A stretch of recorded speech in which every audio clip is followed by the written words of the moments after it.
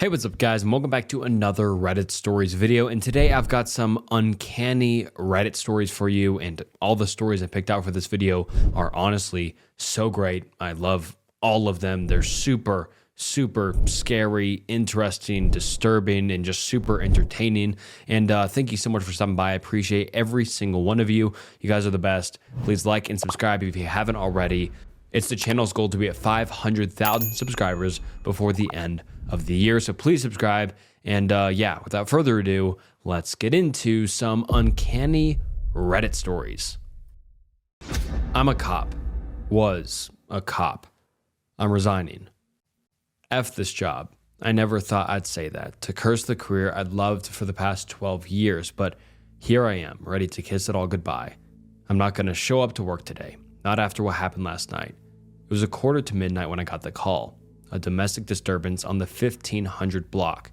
It was a slow night. I'd been sitting in my cruiser for most of it, so having something to do was relieving.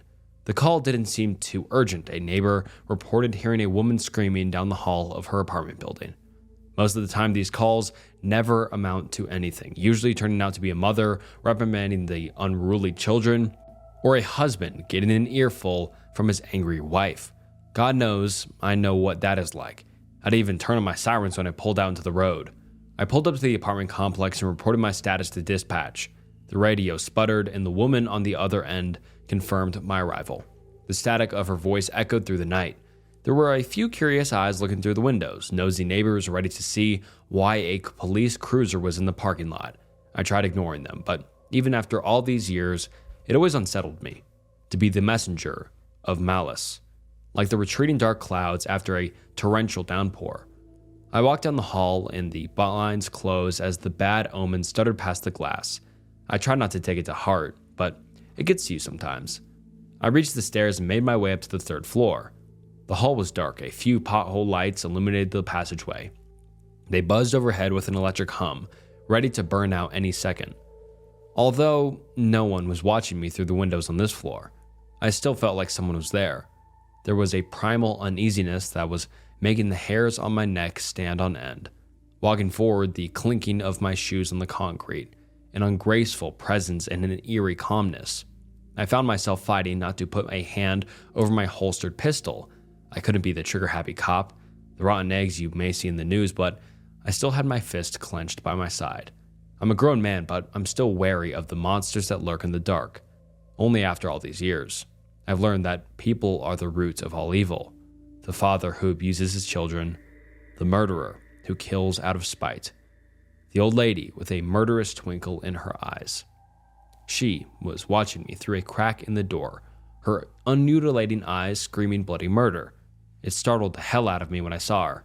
I hadn't even heard the door creak open.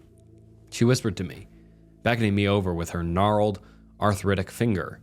My stomach was in knots. Something told me not to get closer. There was a vitriol disgust in my mouth, like looking at the necrotic flesh of a dying animal.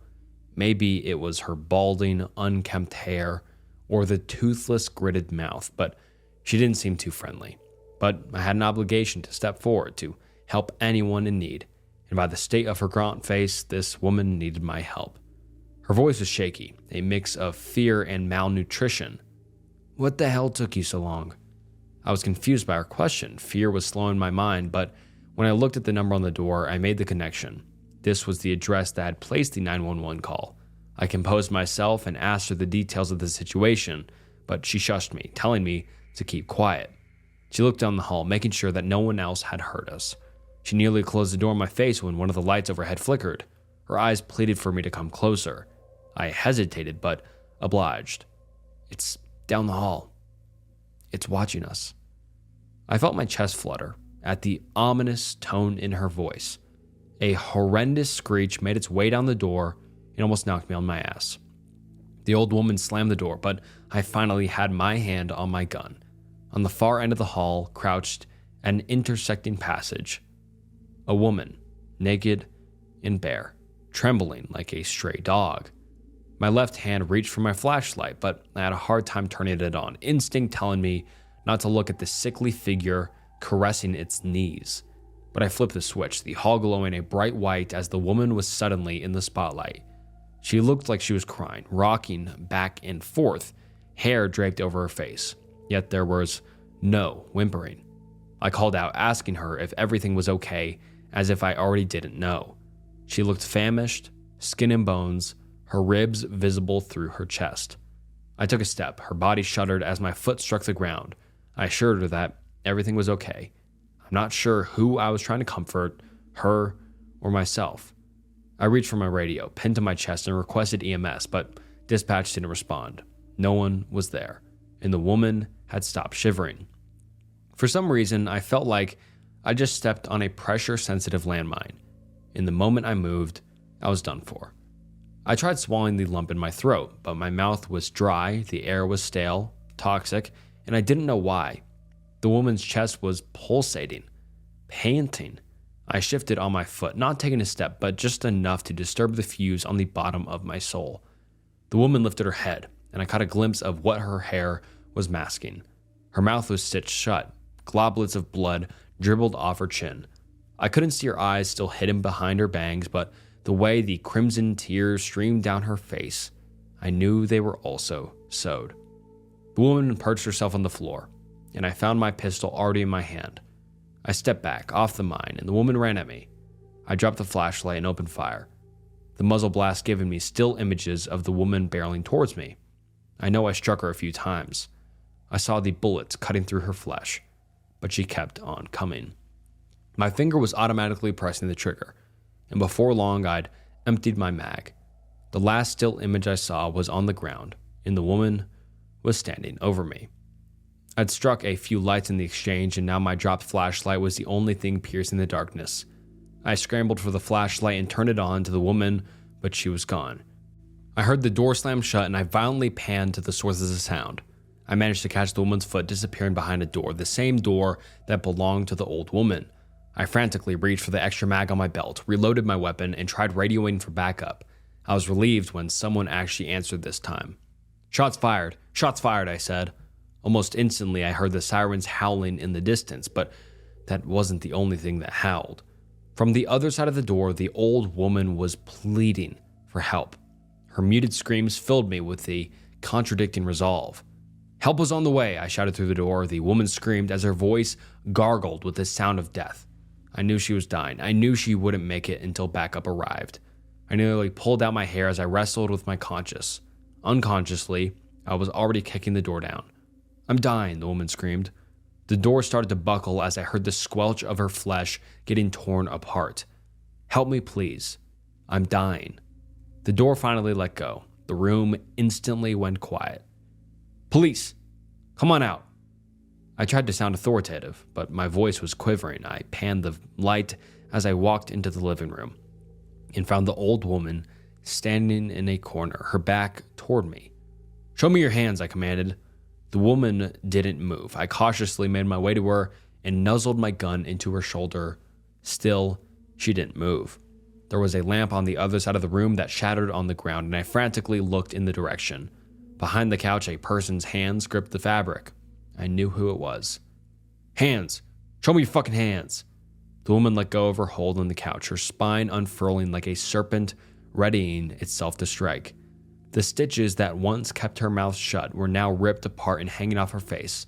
Though her eyes remained closed, she opened her mouth, showing me her teeth. They were filed down to a point. All of them. She hissed, and I raised a shaky gun toward her face. Get on the ground, I yelled. That was when a pair of teeth sunk into my neck. It was that other old woman. She had latched onto my skin, her once gummy mouth now riddled with jagged fangs. The woman from the hall just stood there, listening to me fight to get the hag off my neck. I bashed her head with the butt of my flashlight, thunked her with my fist, pulling out clumps of hair with my hands, but nothing loosened her jaw. I heard the swashing of my blood as she sucked it into her mouth. My legs were starting to go limp, my vision hazy, and I was losing consciousness. The world started distancing itself. I was drifting away, dying. My body growing cold, my heartbeats becoming hollow. I dropped the flashlight. That was the last time I saw the light. My eyes no longer worked, but I saw everything, heard everything. The spiders weaving their cobwebs in the corner, their mouths smacking as they shaped their masterpieces. I felt the earth turning underneath me, the cold midnight air, the heat of the day cresting the horizon somewhere in the east. I felt the building growing old, the wooden boards in the hall slowly rotting, withering away. That was when I saw them. All of them. The apartment complex should have been teeming with life, the units filled with a rhythmic flurry of heartbeats, but the only thing I heard was the growling of their stomachs as they pressed an ear to the walls. As the old woman fed on my body, as my blood drained into her mouth, my heart pumped for the last time, and I no longer felt physical pain. But dread started coursing through my veins when a car's brakes squealed into the parking lot. Help had arrived. The two women retreated into the hall, leaving me on the floor. It wasn't long until a radio sputtered from down the hall and an officer walked into the room. Moments ago, he would have been my saving grace, but now I was his demise. His arteries pulsated in his neck. I wanted to sink my teeth into his skin, to refill the void the old woman had left behind, but I couldn't. I knew this man. He was a friend. I couldn't do it to him. What had been done to me? Suddenly, the building was empty. While I was listening to the thudding of my buddy's heart in his chest, the things in the building had managed to scurry away. They were gone. Dozens of officers arrived and taped off the area. They sat me in the back of an ambulance where they tried to take my vitals. I refused, telling them I was okay. They took my service pistol, a standard precaution after an officer discharged his gun. I know I will be on desk duty for a while as they investigate me for discharging my gun, but I'm not sure if I could sit in a room filled with a dozen beating hearts. I came home last night to find my worried wife waiting for me at the door. Someone from work had given her a call and told her that I was shaken up, but okay. I smelled the anguish in her blood. It gave her copper-scented flesh a tinge of saltiness. She hugged me and tried to kiss me, but I pulled away. I would have sunk my teeth on her lips if she had. I sat on the couch all night, fighting not to tear my wife's neck open. But the longer I fought, the worse my stomach growled. A taste wouldn't hurt. I stood over her, trying to restrain myself, but found myself tracing my tongue on her skin. She playfully pushed me away, caressing the back of my head. I lost control. The next thing I knew, she was lying lifelessly underneath me. I waited for her to wake up, just as I did, but for some reason, she didn't. She was gone. I'd killed her. My body was momentarily replenished, but at what cost? I was already growing hungry again, and the love of my life was gone. This was supposed to be my S-word note, but when I put a bullet in my mouth, it didn't work. I want to die. I don't want to live like this, to be like this thing, this monstrosity. Someone is going to come looking for me when I don't show up for work tonight. I don't want to hurt anyone else, but as time drones on, I'm conflicted. Now I'm not sure if I want them to stay away or if I want someone to come asking questions. I don't think I can restrain myself if they do. I'm not sure I want to restrain myself. My new coworkers hate me. I landed a new job a few weeks ago as the director of a psychiatric facility. My patients are mostly okay, but my coworkers are freaking me out. I interviewed with this gentleman from the state, the director of the state's Department of Health and Welfare. While he was kind, he was also very blunt. He informed me that no one was willing to take the job, so by default, he was giving it to me, the only willing applicant who met the minimum educational requirements. For anyone else, this candor would have been a gut punch, but for me, it was a godsend. No one seemed to want to hire me, and suddenly I had an offer. I happily accepted a decision I've come to regret. Today was my first day. I walked through the security screening, and the guards made me hand over my cell phone. When I moved to question the reasoning, the guard simply pointed at a sign that read, "This is a closed facility. There are no cell phones nor other outside communication devices allowed within the building." As I walked into the hospital, I was greeted by the janitor, a middle-aged man who seemed to be in the early stages of Parkinson's. Tremors visibly afflicted his hands. I wish I could say the man welcomed me warmly, but he looked at me like I was nothing more than an annoyance. "I'll show you to your office," he grunted out frustratedly. I followed him down this long corridor. All the while, the many keys clipped to his belt loop chimed through the halls, garnering the attention of everyone we passed. The patients minded their own business for the most part, but the staff all gave me the meanest of scowls. If I didn't know better, it seemed like they hated me already. The stroll to my new office gave me a chance to get a feel for the place, and sad to say, I was not impressed. The facility was in shambles. It was run down and unsanitary. Rats feasted in any and all open trash cans. The patients looked as if they haven't been bathed in days, and some even took the liberty to shit freely in the halls.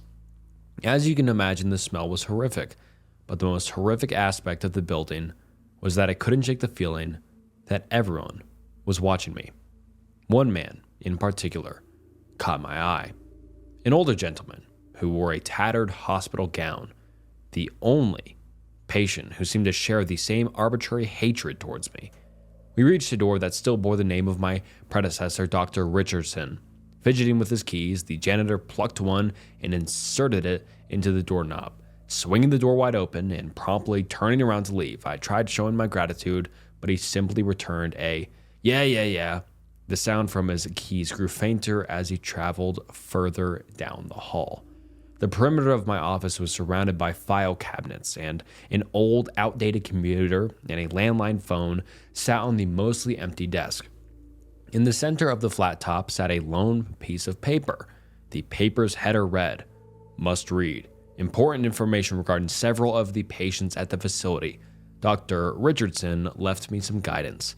This was a kind gesture, and I was grateful for the last psychologist's foresight. No one likes to be dropped into the deep end.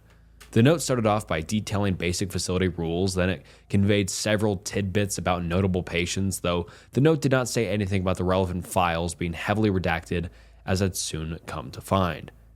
Patient 106 suffers from extreme schizophrenia. Do not assume she can be transferred to a less vigilant wing of the facility solely because she appears to be improving. She is crafty and will take advantage of any breathing room you give her. She will harm herself and others if given a chance. I couldn't help but pull this patient's file as I read this passage. Inside should have been a complete medical history of the patient in question, but besides a brief physical description, age 42, gender female, height 5'1", black hair, the rest of the documentation was made unreadable by streaking black ink. However, what wasn't redacted confirmed the information given by my predecessor's note. Patient 103 is in near constant state of ketosis, with emphasis on the near. He will briefly snap out of his trance if you give him your back. Do not let him sneak up behind you.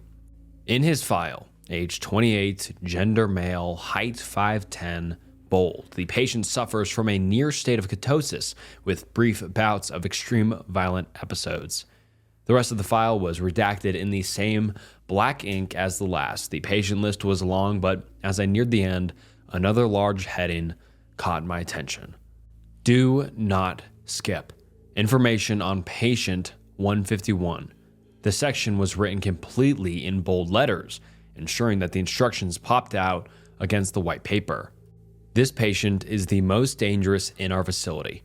You'll find out more about him in his file, but to ensure the safety of yourself and everyone else, you must follow these rules. Number 1, avoid looking at patient 151. He doesn't like it. 2, do not acknowledge his presence when he creeps around you. 3, do not say his identification number out loud. Number 4, do not mention Dr. Richardson's name, my name, around him. Follow these rules to the letter, and 151 will not make your life difficult. As you can see from the heavy security, this facility operates cautiously. The information within this note is for you and you only. Do not share with anyone. I wish you the best of luck with your new position. Best regards, Dr. Richardson. I leaned back against my chair, digesting the information the doctor had given me before the need to pull 151's file overtook me. The manila folder was buried at the far end of a file cabinet. When I opened it, surprise, surprise, heavily redacted. Name, black ink redaction. Age, 71, height, 5'3", hair, gray. 151 has a history of strong delirium, along with countless other conditions that amplify his delusions. This patient has an extremely violent history and is admitted to a long list of crimes. The patient is self-admitted, but there is doubt that he will ever leave the care of the state. Authorities have been made aware of his confessions, as state law demands. His condition continues to worsen, but for now, we can only await a court order for his transfer to a better equipped mental hospital. Note, no matter what we try, the patient manages to escape confinement. Follow the rules regarding this patient, and no incidences should occur. In the back of the file was the only image included with any of the documentation, a simple black and white picture of the old man. His face was wrinkled, his skin drooping off of his bones, and his eyes had an aura of sadness to them. It felt almost hypnotic to gaze into his gray eyes like they were trying to tell me something, drawing me closer the longer I stared. Suddenly, I heard the pitter-patter of bare feet on laminate flooring. In the doorway crested a man's gray mane.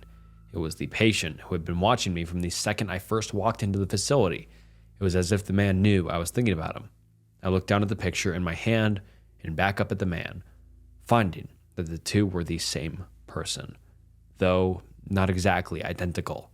The eyes of the man before me did not radiate sadness like the ones in picture. They gave off curiosity, not to mention that it seemed like his orbs had grown since the last time the photo was taken, doubling in size. They now struggled to fit in his eye sockets. They bulged and slanted slightly. His mouth has also changed. Its edges had migrated outwards and now finished in the middle of his cheeks. The man's lips began to part, and he showed me his wide, toothless smile. In all my life, I had never seen a face as distinct as his. I must have stared a second too long because his brows furrowed and he produced an ear-piercing screech from the depths of his chest. It was so high-pitched that my ears yawned. I instantly remembered the instructions in the note. Number 1, avoid looking at patient 151. He doesn't like it.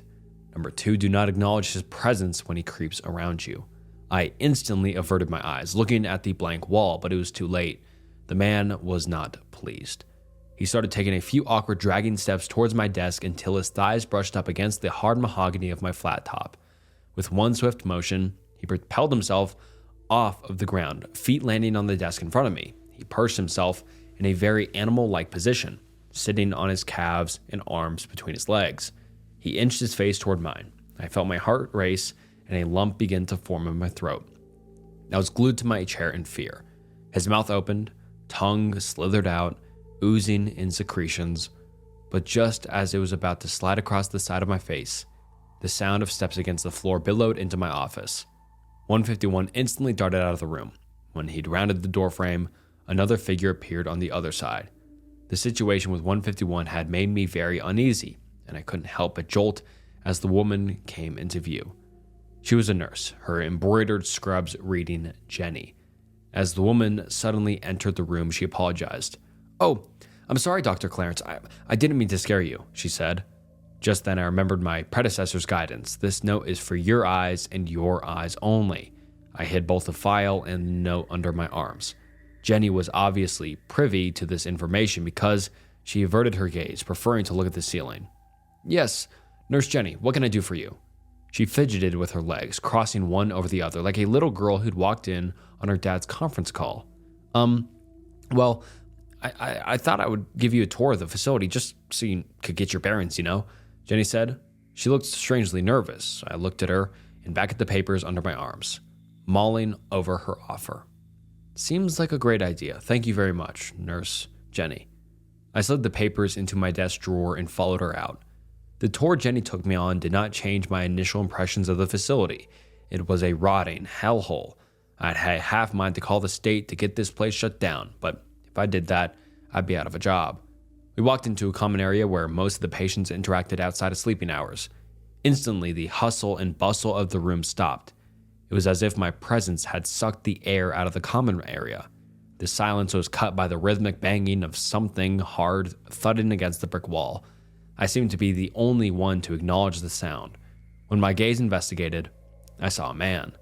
The same man who had hopped on my desk, banging his head against the wall. Thud, thud, thud. The wall audibly strained under the stress of his banging, and several cracks now branch off that impact point. The man suddenly stopped, his back tensing hard. Like a soldier, 151 made a left-facing pivot, feet pointing in my direction. Blood streamed from a gash on his forehead. I shot my gaze to the floor, and in an instant, the hustle and the bustle of the room roared back to life. "Right this way, doctor," Nurse Jenny pointed down the long hallway. The sign overhead read, "Wing 3, PICU, Psychiatric Intensive Care Unit." Posted at the wing's entrance in this little glass room was a lone security guard, dressed in his uniform, which included a baseball cap. He was on the younger side, but the furrowed brow he bore signaled he'd seen some things. His sights were firmly planted on the CCTV screens in front of him. "This is Clevis," Jenny introduced. "He's not much of a talker, but when it comes to being a great security guard, you can always count on him." I looked over at the guard, who didn't even acknowledge our presence, but Jenny continued. "For this wing, you will need to press this button here to gain access." She reached into Clevis's office and pressed a little button on his table. As Jenny clicked the button, the door swung open, revealing a long corridor with metal doors on either side of the hallway. The corridor was darker than the rest of the facility. Only the emergency lights dimly illuminated the passage. I eyed the long passageway, dreading the monsters behind every door, but as my dress shoes clinked against the hard laminate flooring, the monsters stayed put. I couldn't help but turn to a few of the little tempered windows. To my surprise, most of the rooms were empty. We reached a door on the left side of the corridor. Nurse Jenny pointed over to the sign next to the frame. It read, 106. "This is 106. I assume you've already looked over her file," Jenny asked, waiting for an answer. Not much of a file to look at, I thought to myself, but nodded, confirming her inference. "Good," she gleamed with a hint of relief. Curiosity got the better of me, and I couldn't help but peering into 106's room. Inside was a woman in a straitjacket, sitting alone on the floor of the padded room. Her eyes drifted toward the little window, and her file description came back into mind. Age 42, 5'1", black hair. Her face was youthful for a 42-year-old. If I hadn't known better, I'd say she was in her late 20s to early 30s. Her hair was dark, but not as dark as the file's description suggested. It looked more like a darker shade of brown, if you ask me. She seemed taller than her file said, but I couldn't be sure of her seated position. Her face looked dazed, drugged even. Mental facilities usually pumped their patients full of sedatives. I smiled warmly at 106, signaling my quiet introduction. I could tell 106 wanted to say something, but as she opened her mouth, only a stream of slobber trailed down her face.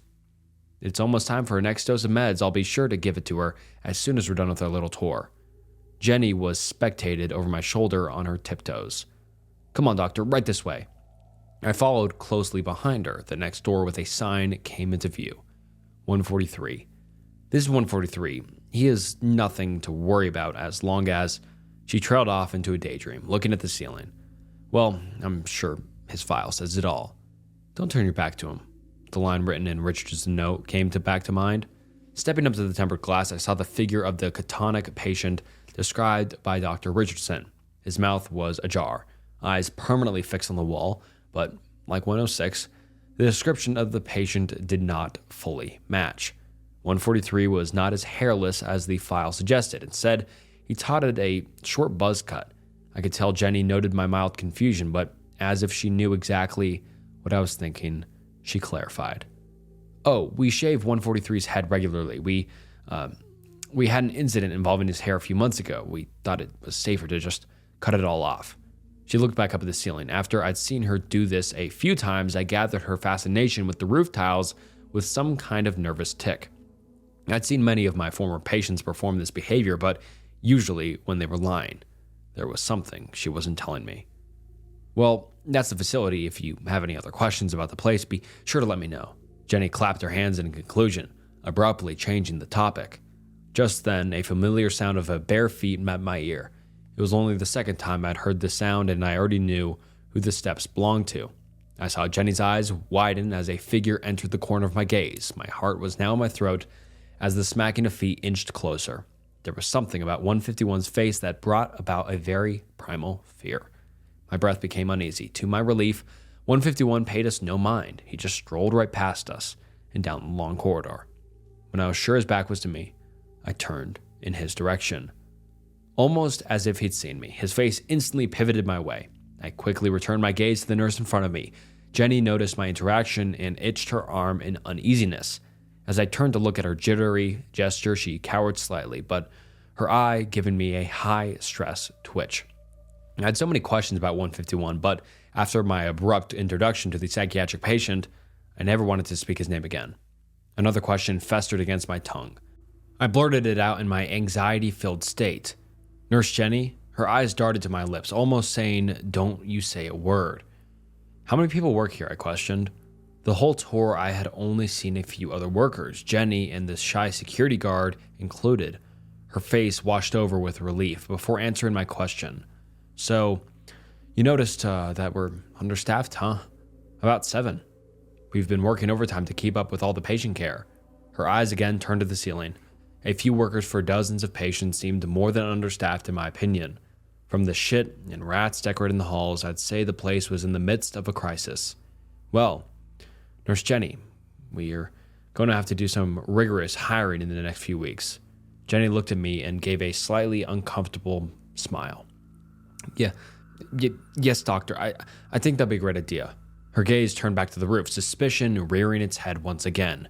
We made our way back down the hallway, and I couldn't help but look over my shoulder. 151 had disappeared. As we reached the beginning of the wing, Jenny reached back into the security office, and a very cold chill washed across my body, like the unsettling feeling you get when walking up a set of dark stairs at night, thinking someone or something is following. "Thanks, Clevis," Jenny said to the security guard, who didn't return the sentiment. "Well, I better get back to work. A lot of patients to tend to, and only one of me," Jenny said with a quick glance upward. I nodded as I tried to make sense of how odd everyone seemed to be acting. "Of course," I responded, giving Nurse Jenny a tilt of the head that signaled my appreciation. She disappeared off into the quiet facility. Meanwhile, Clevis stared at me in silence. Clevis's stare was peering into my soul. His gaze was glazed over by his mouth, which gave off a contradicting expression. A very hungry grin inched across his demeanor, and his mouth visibly salivated. I couldn't break my connection with his, but my eyes seemed to have dissuaded his stare because his eyes slowly turned back to the security monitors. Creeped out by the ordeal, I briskly walked back to my office, but as I rounded the corner, I couldn't help but look back one time at Clevis. His eyes were running me down like a predator ready to pounce on his next kill. I locked myself in my office. There was something really strange happening at this facility, not just with 151, but with the rest of the staff, Jenny included. I ran back over to my desk, thrusting the drawer open, expecting to find 151's file where I left it, but as the drawer clinked against the wooden stopper, my heart fluttered. The drawer was empty. There was no file. There was no note. I rummaged through every file cabinet frantically, searching for the documentation of 151. When I didn't find it, I slumped back to my chair in defeat. The first day on the job, and I had already misplaced documentation. My hands draped over my eyes, trying to rub the confusion from my mind. But just as my nerves began to quell, a strange sound came from the door. Bang, bang, bang. I lifted my head, turning to the door. The sound rang out again. Bang, bang, bang. It sounded like someone was knocking on the wall next to my door. The memory of 151 banging his head on the common room wall flooded back. I raised myself off of the chair, trying to be as quiet as I could, but the chair gave a loud ear. "Hello? Is anyone there?" I called out, but no one answered. I gripped the door handle, taking in a deep breath before peering out at the culprit. But as the hinges squeaked and my eyes cautiously looked into the dimly lit hallway, nothing was there.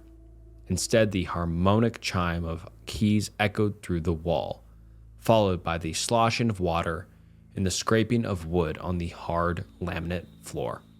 I turned to the end of the very long hallway to see the janitor mopping the floor in a very strange fashion. The head of the mop was up in the air, and he rhythmically painted the floor with the end of the mop's handle. All the while, the keys on his belt loop continued to ring. He was perfectly situated under one of the many pothole lights that decorated the passage. I gripped the edge of the doorframe. As a psychologist, I'm trained to seek a psychotic break when I see one. The janitor seemed to be having one before my very eyes. Just as I was about to call out, Nurse Jenny stepped out of an intersecting hallway. She cautiously walked up to the janitor, whispering something in his ear. They both froze under the light before simultaneously swiveling their heads towards me. The warm gaze that Jenny had welcomed me with what had disappeared. It was now replaced by an icy look of hatred and disgust. The janitor mirrored her expression. The man dropped the mop, and they both quickly walked into the dark intersecting hallway. An exaggerated buzzing from one of the many pothole lights in the opposite direction caught my attention. Standing under one of the corridor's lights was patient 151. He was staring into the shine of the bulb. His eyes were fixated on the humming fluorescent fixture, and his neck craned in an unnatural position. I wanted to open my mouth, but I couldn't find the words to disturb his trance. His arms cranked to the back of the posture, elbows snapping at the bend, and flexing past a normal range of human ability. His mouth gaped wide open, and the crackling of unwilling joints filled the air as he fought not to let his jaw unhinge. Despite his best effort, his jaw dislocated, and now hung disgustingly by the ligaments of his face. The jagged fingers on his hand became more gnarled as they snapped at every joint. With every crackle and pop, patient 151 gave an audible gasp of pain. The light fixture began to waver, and patient 151's body started seizing. The bulb started to flicker. The bulb buzzed more violently until finally it cracked, raining down shards of glass all over the sickly man. Sequentially, the rest of the bulbs down the corridor began to burst, showering me in specks of light and smog as the bulb's inner plumbed out into the air. The hall was pitch black, all was quiet, and nothing stirred. Only my unsteady breathing was heard as I quivered out every lungful. The smoke from the exploding bulb set off the fire alarms, which now blared wildly as their little strobe lights rhythmically joined their howls. In the flashing lights, I saw patient 151 standing in the same position as I had last seen. He was a statue. Suddenly, his left hand gave the slightest of twitches. In an instant, the fingers on his hand had caved into his palm into his forehead. Soon, his full arm had retracted into his torso. His shoulder joint was in a visible pucker. The sight made my skin crawl, but soon the bile from my gut started to burn the back of my throat as the man's arm visibly floundered inside his chest. The hand inched its way up past 151's collarbone, into his neck, and out his esophagus. As the hand began to exit his mouth, it pried apart his dislocated jaw, stretching his face open like some human Pac-Man. The man's body began to morph as the hand continued wriggling its way out of his face. I noticed a head begin to peer through the large opening. I likened the sight to a snake shedding its skin. Only this man was not shedding. He was turning his body inside out like some reversible sweater. Soon the man's body was in a full inversion. The inner linings of his body now glistened under the strobing lights. In my shock, I quivered out in unthinking, "My God." 151's disgusting face violently shifted in my direction. Again, I had unwillingly violated one of the rules on Dr. Richardson's note. Don't acknowledge 151. He took to a full sprint, and I retreated back into my office, slamming the door shut. I now spectated through the little window of my office, expecting 151 to rear his ugly head. Seconds turned into minutes, and the head never crested over the window's edge. I inched closer to the glass, expecting him to lunge. But as the strobe lights continued to illuminate the corridor, I could see that patient 151 had disappeared. This isn't happening. This isn't happening. This isn't happening. The voice in my head frantically and repeatedly stated. I needed answers to everything I'd just seen. Running to my computer, I pulled up the patient roster and searched for patient 151, but only an error message returned. Patient 151 does not exist. What the fuck? I whispered through my shaky lip. The image of Jenny came back to mind, so I quickly pulled up to the hospital employee records, typing Jenny into the search bar. When the records pixelated in front of me, my face filled with a warm wash of panic-stricken blood. In Nurse Jenny's file, there was an employee photo, but it wasn't the nurse Jenny that had greeted me.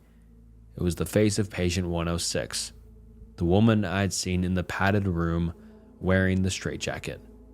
I darted to patient 106's file and held the documentation up to the light. The black ink had not masked all the redacted portions of the documentation. Under the shine of the bright lights, I could see the distinct outline of lettering. My eyes swayed as I read the redacted portions on 106.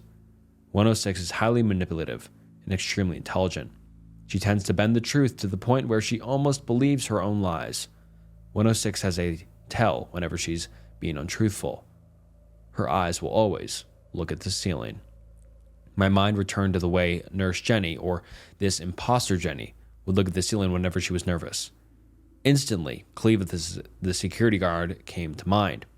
When his staff profile glanced at my screen, I saw an image of patient 143, the one in a constant state of ketosis. Only in his work ID image does he have a full head of hair. It was not shaven. My mind darted to the cap the security guard wore. Clevis must be bold under there. Do not turn your back to him. The word in Dr. Richardson's note came back to mind. The image of Clevis's expression changing every time I gave him my back screamed in my mind. The image of the janitor replayed in my mind, and the visible tremors that afflicted his hands now resembled medication withdrawals rather than the shake of a Parkinson's patient. Then it hit me.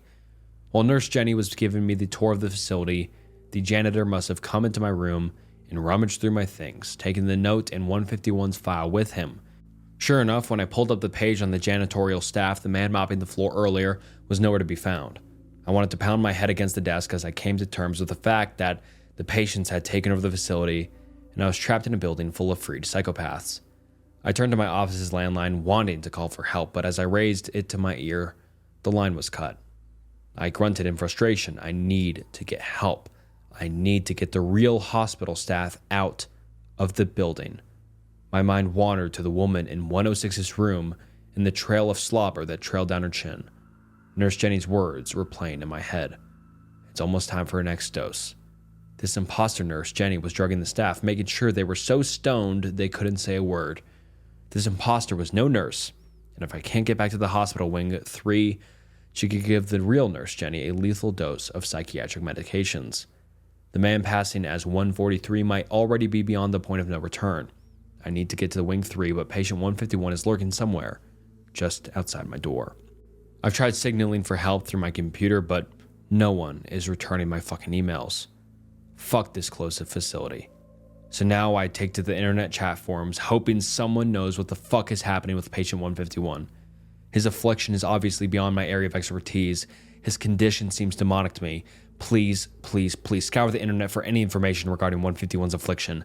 Send it to me before it's too late. I have to get to patients in Wing 3, and if nobody can provide me with information, I'm just going to have to make a run for it. There's no telling what Jenny is planning. I keep replaying the information I've seen on the non-existent 151, and a line that makes me feel very uneasy. No matter what we try, the patient manages to escape confinement. It seems like my office door will not hold back 151 for long. Help, please. I don't want to die. The Center for Missing and Exploited Children has a picture of me. The picture was posted on a wall at the local supermarket. There were two pictures side by side, one of a little boy and the other an age progression photo, one that looked exactly like me. I'm 17 now, the same age the child in the missing poster should be. We had the same dark hair, the same eyes, the same smile. As you would expect, I was thrown through a loop, and I started to hyperventilate a bit. But the logical side of my mind quieted my thoughts. It can't be me. The boy's name was Joseph. Mine was Taylor. As if a child's name couldn't be easily changed. The birth dates were off. As if a date wasn't as malleable as a name. People tend to be so stupid when they're in shock. A fragile assurance took hold. I was in full denial of this situation. I shrugged the picture off and walked away. But the seed of doubt had already been planted, and it was only a matter of time before it sprouted leaves. The missing poster continued to quietly torment my thoughts. A faint image of the bold red lettering would seep into my mind, causing me to relive it the first time I saw it. I tried not to look at the poster whenever I went to the store, but there was something that kept beckoning me to go back to the wall, zoning out on the boy's dark brown eyes. I tried not to relate that stare with myself, but the more I looked, the more unsure I was that this wasn't me. After all, I look at that exact same face every time I look in the mirror. I started ruminating on the poster, finding it hard to sleep, to eat, to think of anything other than the headline. Missing. It didn't take me long to memorize the details on the paper. The boy went missing 12 years ago. He went by Joe, and his face had been plastered on this wall for some time. A light coating of dust covered his face. It seemed that hope was waiting for him, and all the other children on the wall. I was the only one who who actually stopped by to look at the pictures, if only it wasn't out of pure self-interest. I felt sorry for them. For Joe. My parents started to notice a change in my demeanor. It's kind of hard to be happy when you're wondering if these people are actually your kin. But when my mom rubbed my back, it still comforted me. I still felt secure around them. She was my mom, the only mom I'd ever known, and nothing was going to change that, but I couldn't help looking at them in a different light. I started playing hypotheticals. Suppose these aren't my parents. Was I kidnapped when I was 5? Was I sold on the black market to the highest bidder? Would I actually want to know the truth if given the opportunity? So much was flooding my thoughts, and a gloomy cloud had formed overhead. My mom urged me to talk to her and tell her what was wrong, but I hesitated. I didn't know how to pose the question. Was I kidnapped as a kid? Are you actually my mom? I played the wording in my head, but nothing felt right. Nothing felt just. It was as if I was about to throw the love she'd given me throughout my life back into her face. Nothing was strong enough to bypass the lump in my throat or gentle enough to speak my truth, so I decided to show them. We walked up the wall of missing posters. While I studied my parents' expressions carefully, looking for any sign that would tell me I was onto them, I gestured to the wall, quietly telling them to look at the pictures, and they did. I watched their pupils sway as they examined each poster. Joe's picture was on the bottom, and their eyes were nearing that row. I braced myself for their stunned faces when they'd finally realized that I knew what I thought they knew. But that moment never came, and instead of their shocked looks, confusion focused itself on my direction. It wasn't the reaction I was expecting. My mom didn't break down in tears, telling me that she could explain. My dad didn't try denying the evidence on the wall. He didn't even say a word. Instead, their face signaled genuine curiosity. Why are we here? I felt slight alleviation when they didn't react outlandishly, but to be honest, I was slightly disappointed. This whole time, I had crafted a story in my head, one that would explain the doppelganger on the wall. But I guess this kid wasn't me. When nothing came of my little impromptu trip to the store, my parents walked away without giving the ordeal a second thought. But before I left, I looked at the wall one more time, for good old time's sake. But as I looked at the bottom row, the picture was gone. Believe me when I tell you that I shuffled through every possible scenario in my head after that, from maybe Joe was found to maybe I imagined it all, but no matter what, I couldn't get that face out of my head. Joseph stares at me every time I brush my teeth after all. My parents never mentioned the situation again. My mood changes were swept under the rug as normal teenager mood swings. Everything seemed normal. That is, until that night. I was supposed to be out of the house at the time. I told my parents that I was going to a friend's house, but I had left my phone on my nightstand. I walked into the house to find an eerie silence. Strange, given that Dad was always lying on the couch watching the news. I didn't think anything of it, but as my ears adjusted to the void, I heard a voice slither from upstairs. Her tone was annoyed, frustrated as she questioned how the hell this could happen. I pictured my dad swaying on his feet as Mom's wrath spat a steady acidic fury into his face. Mom's and Dad's fight, it's no big deal. As I walked by their bedroom door, I heard my name through the cracks. How the hell could he know? We were so careful. 12 fucking years and we never thought to check on the missing posters at the damn supermarket. Suddenly, I had my ear pressed up against the door. I heard Mom's panting anger, the floorboards creaking as Dad shifted uncomfortably, my heart pounding in my ears. That damn kid. I told you that we should have gotten rid of him while we had the chance. We had to go and ruin it all. Oh, he's just a boy. He won't remember what happened, you said. Well, he knows, and we're fucked. How long until he... Shh. Dad quieted her disdain. We can fix this, Carol. How the fuck do you expect us to do that now? He's 17. It was different then. Who the hell is going to ask questions about a boy? Now he's all grown up. He's got friends. He got school. You don't think his teachers won't come sniffing around asking questions? Look at this. A piece of paper crumpled in her hands. I knew what it was. Who it was. We're so lucky that no one recognized him. The paper was ripped apart and it floated to the ground. The bed groaned as someone plopped down onto the mattress. For some reason, I knew it was my mom. She started sobbing, the cries muted in her palms against the door.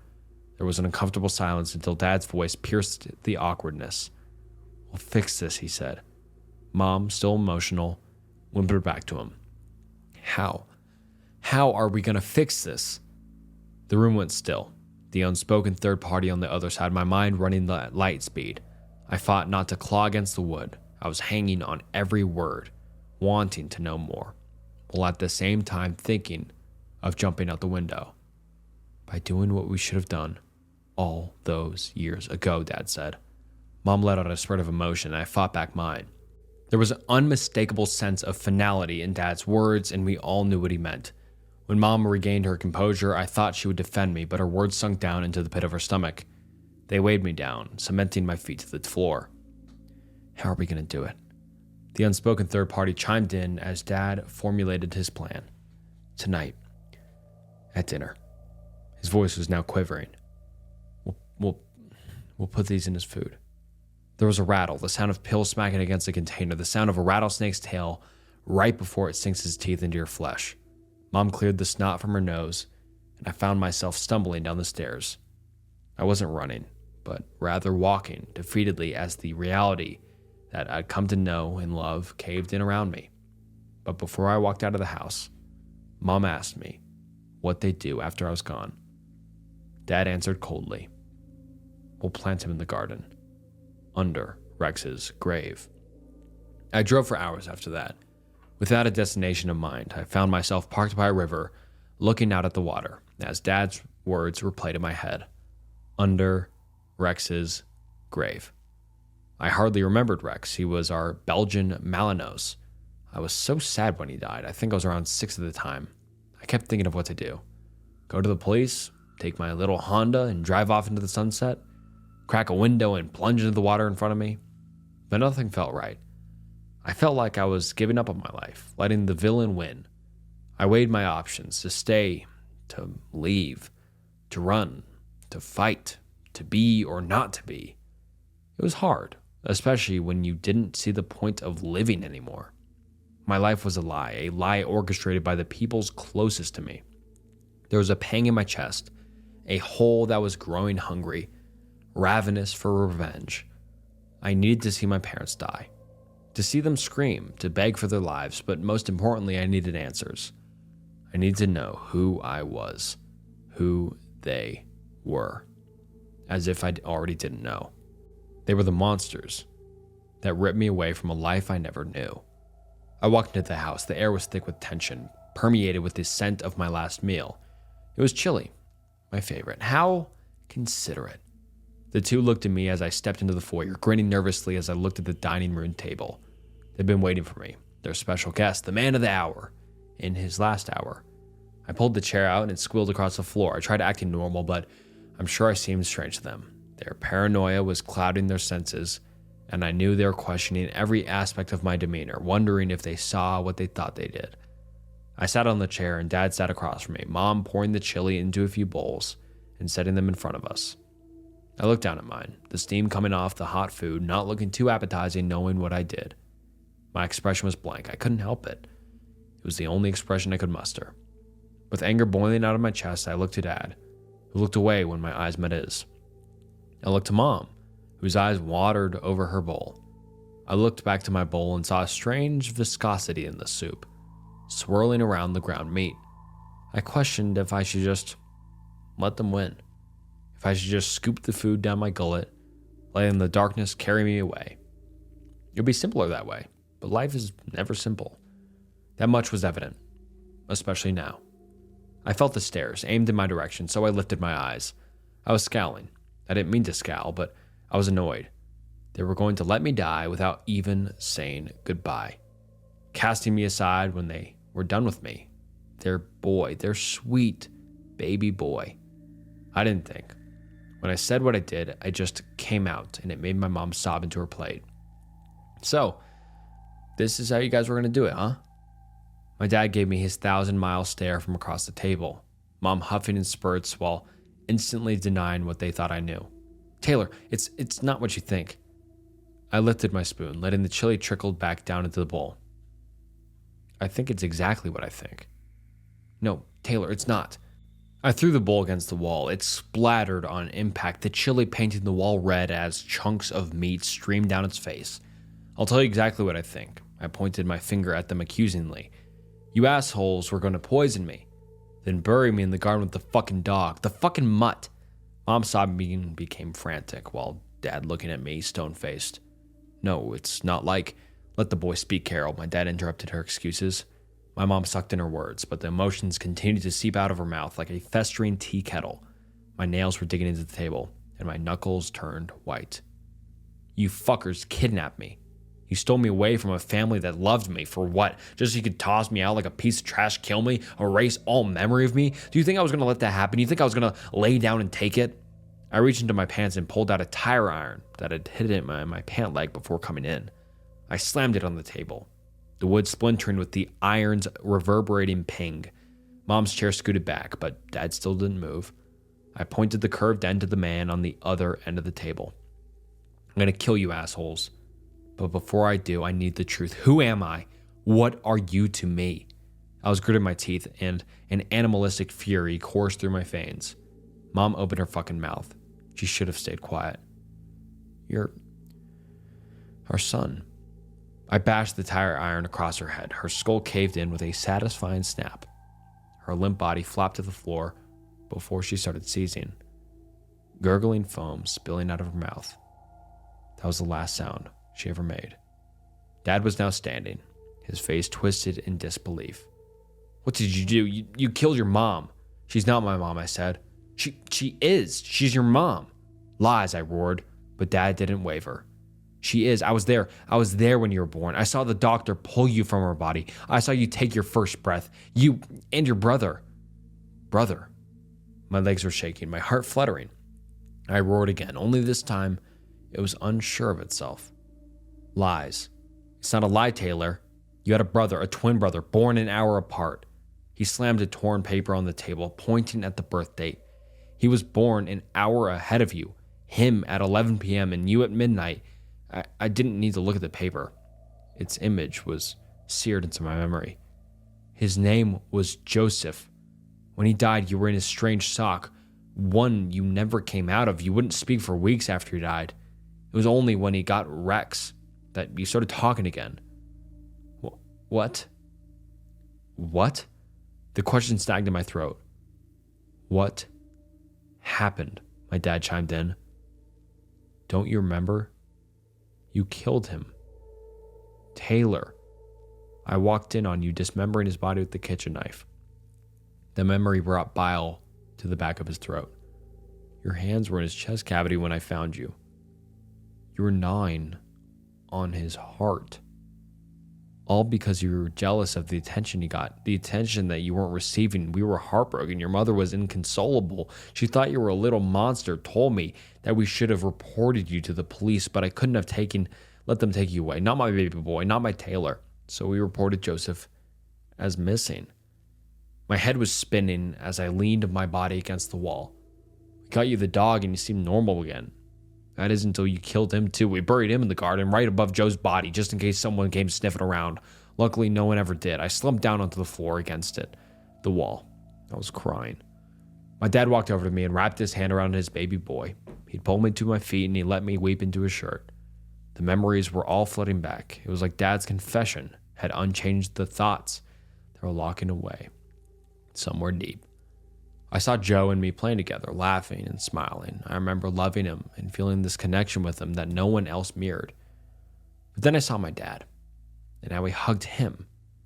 How it felt when I wasn't the only one getting his attention. The anger that was slowly building in my little body. I remembered the smell of Joseph's blood, copper, the taste of his heart, iron-rich, chewy. I remembered the satisfying way his tissue squelched when I cut him open, him and the dog. The only thing that brought me as much joy was the way the bitch's head cracked when I opened her skull, the way she shook on the ground, the way the foam spilled out of her mouth. My dad caressed the sides of my face, telling me that it would all be okay, that we were going to clean up all this up, that no one was going to lock his baby away. He was smiling at me when I stuck him between the eyes, his left eye rolling to the back of his head. I buried them in the garden, where I found the skeletal remains of the dog, where a child's body was hidden under the dog, where I laid their bodies in a row, next to their favorite son, next to Joseph. I don't know why I'm writing this, but I guess I just need to get this off my chest before someone comes sniffing around. Right now, I'm enjoying a bowl of mom's chili. It's the last thing she ever cooked for me. I feel the warmth of her love washing over my body. I feel myself getting sleepy, but before I go, tell them that I found Joseph, that I found my brother. He is no longer missing. He is with his parents, with our parents. And holy shit, that last story was for some reason, the most disturbing story I've ever read. Is it just me? Or did you guys also think that was really disturbing? A really well-written, scary story, but just disturbing as hell. Holy shit, that gave me goosebumps. That was crazy. Comment down below what you thought about that last story, but that was disturbing. I really haven't read a story like that in such a long time because that one was realistic, just weird. Damn, that was really interesting. Comment down below if you enjoyed that one as much as I did. That was really, really interesting and just disturbing. And thank you so much for watching to the end of the video. That was a little bit of a ramble, but I appreciate all of you watching to the end of the video. This is about an hour-long video. If you comment down below, let me know down the comments below if you'd like to see 30-minute videos and hour videos, shorter than that, longer than that. And I appreciate all of you. Please like and subscribe. The channel's almost to 500K, so please subscribe. And you're the best. I love you. And this was Snook. I'll see you next time.